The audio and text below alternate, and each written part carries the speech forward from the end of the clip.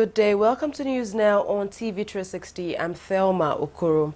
The National Bureau of Statistics says Nigeria's annual inflation rose in November to 18.48%. This is its highest in more than 11 years and the 10th straight monthly rise. The rise from 18.3% in October reflected higher prices for housing, electricity and food, as well as a separate index for which rose to 17.19% from 17.1% in October. During the month, all major food sub-indexes increased, with soft drinks recording the lowest pace of increase at 7.76% year-on-year. The rise in inflation rate was majorly driven by power, school needs and increase in food prices. Nigeria is currently experiencing the highest inflation change in a fiscal year since 2005. Nigerian President Muhammadu Buhari has presented the 2017 budget to the National Assembly. The 7 trillion naira budget sets a benchmark of 42.5% per dollar for oil, as well as $38 in 2016, and has 305 naira per dollar as against 197 naira to the greenback budgeted in 2016. The budget, which is 20.4% higher than the 2016 budget, has earmarked 30.7% for capital expenditure to pull the country away from recession. Again, the Ministry of Power, Works and Housing has the lion's share of the budget at 520 billion naira for capital projects. 2017 budget. Government's priorities in 2017 will be a continuation of our 2016 plans, but adjusted to reflect new additions made in the economic recovery and growth plan. In order to restore growth, a key objective of the federal government will be to bring about stability and greater coherence between monetary, fiscal, and trade policies, while guaranteeing security for all. The effort to diversify the economy and create jobs will continue, with emphasis on agriculture, manufacturing, solid minerals, and services. Mid and downstream oil and gas sectors are also key priority areas. We will prioritize investment in human capital development, especially in education and health, as well as wider social inclusion through job creation, public works, and social investment. Aggregate revenue available to fund the federal budget is 4.94 trillion naira. This is 28% higher than 2016 full year projection. Oil is projected to contribute 1.985 trillion naira of this amount. Non-oil revenues are estimated to contribute 1.73 trillion naira. We have set a more realistic projection of 807 billion naira for independent revenues, while we have projected receipts of 565.1 billion naira from various recoveries. Other revenue sources, including mining, amount to 210.9 billion naira. With regards to expenditure, we have proposed a budget size of 7.298 trillion naira, which is a nominal 20.4% increase over 2016 estimates. 30.7% of this expenditure will be capital, in line with our determination to relate and pull the economy out of recession as quickly as possible. We have increased the budgetary allocation to the judiciary from 70 billion naira to 100 billion naira. 482.37 billion for the Ministry of Interior. B. 398.01 billion naira for Ministry of Education. C. 325.87 billion naira for Ministry of Defense. And D. 252.87 billion naira for Ministry of Health. Nigeria's Minister of Budget and National Planning, Udoma says the federal government intends to spend 10 trillion naira and will issue new oil licenses as part of efforts to fund the 2017 budget. Udoma made this known when he appeared before the Senate Joint Committee on Appropriation and Finance to defend the revised medium-term expenditure framework and the fiscal strategy paper. He said that the federal government would also review the current joint ventures agreement with oil companies, marginal oil fields, as well as mount pressure on revenue-generating agencies to surpass expected targets. The Akwa Ibom State government has denied carrying out a mass burial for the victims of the December 10th collapse of Reina's Bible Church building in Uyo. Commissioner of Health Dominic Ukbong said families of the victims of the collapsed church building had besieged different hospitals for the corpses of their loved ones. The commissioner stated that the bodies would be released to the family members as soon as the police conclude its investigations. Ukbong also put the official figures of those who died during the incident at 26, but eyewitnesses have reported a higher figure, as well as some people saying that over 100 people died in the incident. The Nigerian Army says its troops have rescued 536 women and children from the Zambeza forest between December 7th and 14th, 2016. Theater Commander of Operation Lafia Dole, Major General Leo Irabo, said this at a press briefing at the 7th Division headquarters in Maiduguri, Borno State, Northeast Nigeria. He added that 69 adult men were also rescued by the Army to bring the number of freed captives to 605 persons. Major General Irabo says victims are in the military custody and are undergoing further investigation and interrogation.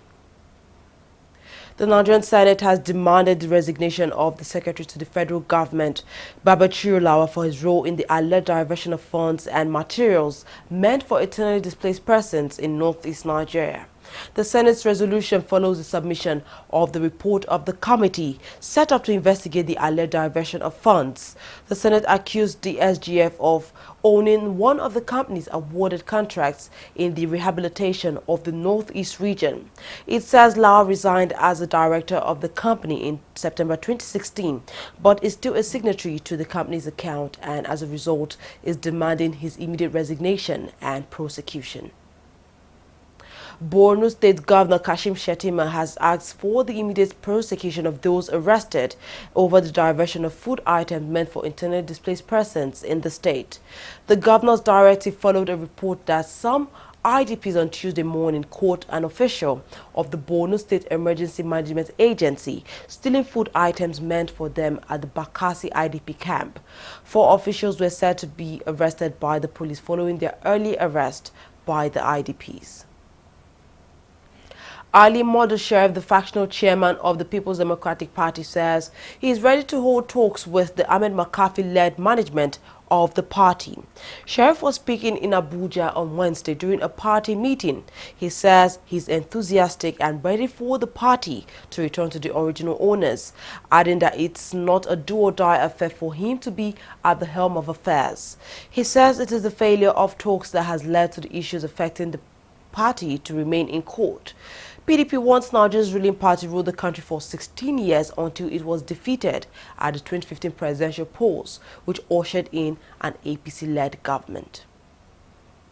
The Nigerian Navy says it has arrested a total of 6 oil vandals and destroyed illegal oil vessels in southern Nigeria. The Navy, in a statement signed by its Director of Information, Commodore Christian Ezekobe, said operatives of the forward operating base patrol team arrested the vandals who are currently in custody for further investigation. In a similar vein, the Navy destroyed 2 Cotonou boats loaded with products suspected to be crude oil along Peterside Creek. A non-governmental organization in Nigeria known as Disability Rights Advocacy Center (DRAC) has urged the federal government to develop an affirmative action for people living with disabilities to guarantee equal representation and participation in political and public life. Executive Director of the organization says when this is achieved, it makes it inclusive for all those involved in disabled people to be sustainable development goals. Irene was speaking at an interactive session with the theme National Dialogue on Disability in Nigeria in commemoration of the International Day for Persons with Disabilities. Important that persons with disabilities are no more excluded and begin to be included in the mainstream. When we talk about the mainstream, we're talking about in every aspect of life, in the development agenda, in everyday life and living. The way it is currently, persons with disabilities are seriously excluded. There's no access to the basics, there's no access to the environment, no access to education, healthcare, everything that makes that makes the totality of one's life. Persons with disabilities are excluded. So at this point, we're saying that the SDGs provides a framework, provides a basis for us to continue to deepen the conversation about inclusion, what inclusion really means, and how to actually include persons with disabilities within a development framework. Before I became an SSA, I was actively involved as an activist on the other side. We got the bill passed 2-3 times, but were not accepted to, so we knew our errors. And as a committed government, the president himself is committed to have an inclusive society through an inclusive governance. He has a personal commitment. The APC government, which I was part of the campaign team, has a personal commitment with us. I say us because I'm a person with disabilities. And we intend to deliver this thing for the first time at the level of the National Assembly with a committed National Assembly team led by the distinguished Senator Saraki. We are hoping to get the bill soon out. It's been passed and being harmonized. When it comes to the executive, I guarantee you and I give you assurance of the president to accent to it and establish a commission for persons with disabilities. He keeps his word. He has never failed and will never fail in this issue for people with disabilities in Nigeria.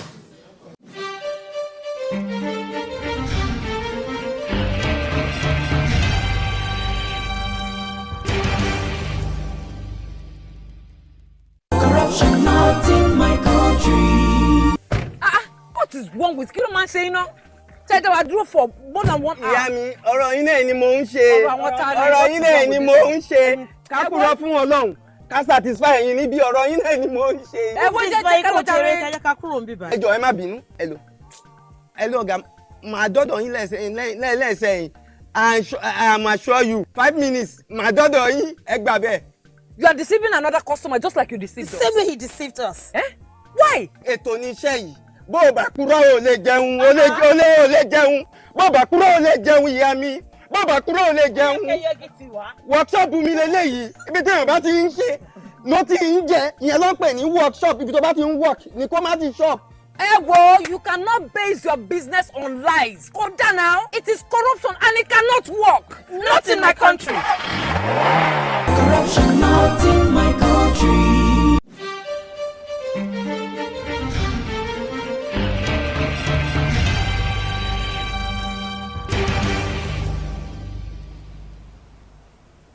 Welcome back. For the very first time in 2017 and the second time in a decade, the United States Federal Reserve voted to raise interest rates.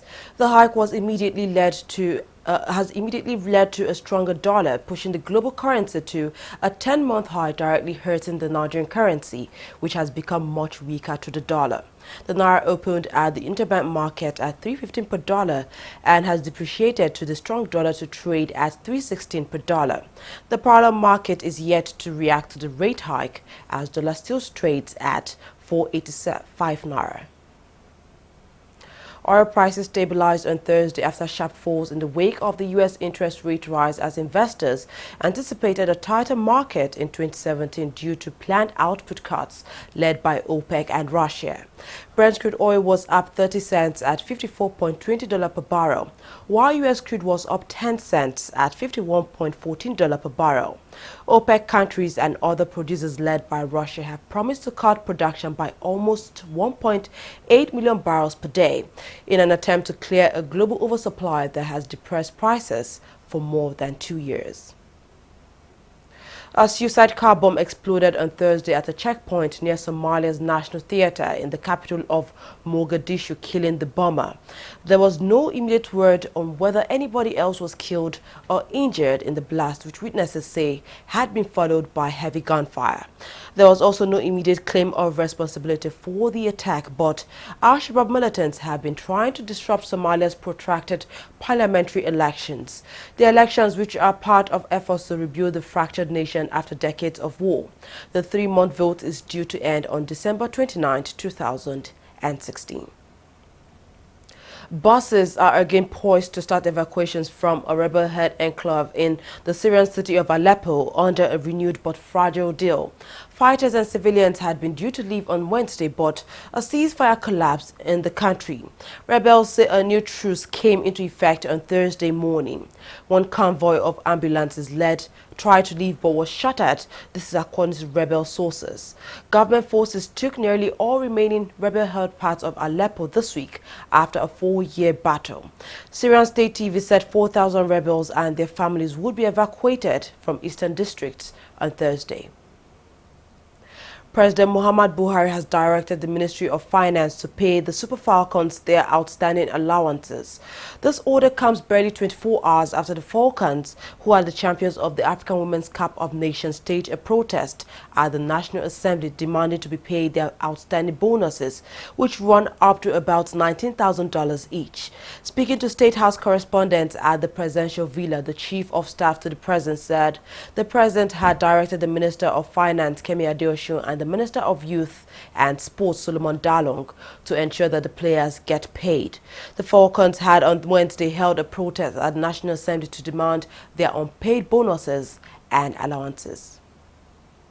The European Club Association has slammed FIFA for its plan to expand the World Cup to 48 teams by accusing the organization of sacrificing football ideals for money and politics. The ECA, in a statement on Thursday, voiced its opposition against such plans, while also revealing it had written to Infantino in a bid to persuade him against the idea. It urged the FIFA president to reconsider the plan, saying it is in the interest of the fans and the players, as the number of games being played throughout the year has already reached an unacceptable level. Well, that's all we have at this time. Thank you very much for watching. I'm Thelma Okoro.